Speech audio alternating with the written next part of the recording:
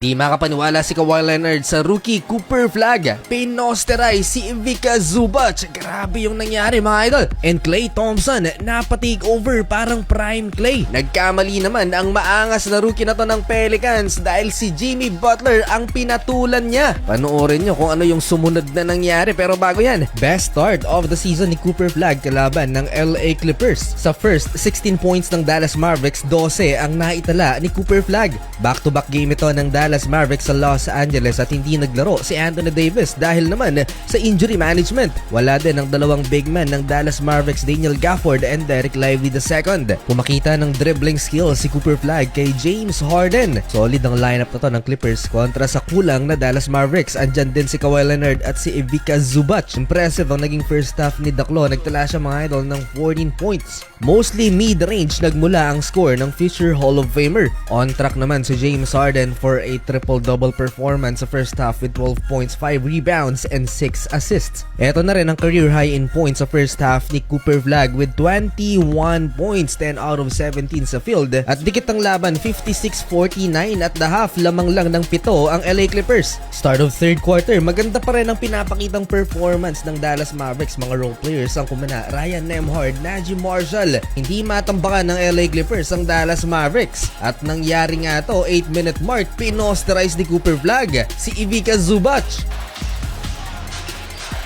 Flag. Oh, it's a big Problemado si Kawhi Leonard kung paanong pigilan si Cooper Flag. Pinakitaan ng excellent footwork ng rookie and won. 27 points and counting at halfway mark ng third quarter. Dito naitabla ni Max Christie ang laban sa 67 at lumamang pa dahil sa layup naman ni Musa Ceesay. At this moment, napatake over na si James Harden para sa LA Clippers para muling ibalik sa Clippers ang momentum. 10-0 run. Clippers took the lead again 77-69 with 4 minutes left sa third frame. After timeout ng Dallas Mavericks, natigil ang run ng home team at naitala ni Klay Thompson ang tres na to, his first 3-point of the game. Hindi lang yan dahil nasundan din sa kabilang corner naman ang tres na to ni Klay Thompson. Tabla na naman ang talaan, tied at 83 going into fourth and final frame. Transition, nasupalpal ni Kawhi Leonard si Cooper Flag pero may contact sa ulo. 2 free throws for the rookie. Vintage Klay Thompson performance sa second half. He adds another 3-point basket. Pangatlong tres na to sa second half ni Klay. Lamang ulit ang Dallas Mavericks. More minutes para kay Klay Thompson dito sa fourth quarter dahil solid ang naging performance niya sa second half. Kawhi Leonard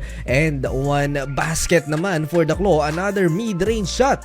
Dahil masyadong naging problema na si Cooper Flag, dino-double team na siya ng LA Clippers, tumulong na si Kawhi Leonard gamit ang kanyang napakalaking kamay. Down the stretch, hindi pa rin nakakalayo ang LA Clippers mga idol sa Hospital Mavs. Another one for Klay Thompson, a fadeaway jumper but Ivica Zubac answer with an alley-oop dunk mula sa assist ni James Harden 10 times. Hindi na makapaniwala ang commentator ng Dallas Mavericks na nasasaksihan nila kay Klay Thompson dahil sa pag-take over niya sa fourth quarter.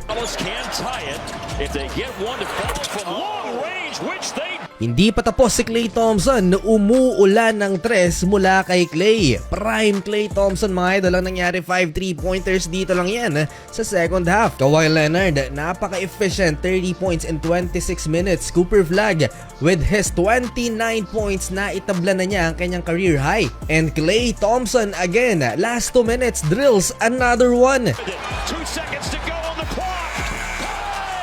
22 points, last 90 seconds mga idol. Cooper Flag gives the Dallas Mavericks a 3-point lead, 106-103 at panibagong career high para sa rookie with 31 points. Last 60 seconds ng fourth quarter, lamang ng dalawa ang Dallas, 107-105. Tie the game, Kawhi Leonard, mid-range turnaround pero naimintis niya yun. 2 free throws for Cooper Flag, last 35 seconds, foul game. Panalo pa ang Dallas Mavericks mga idol, upset sa laban ng Golden State Warriors at New Orleans Pelicans.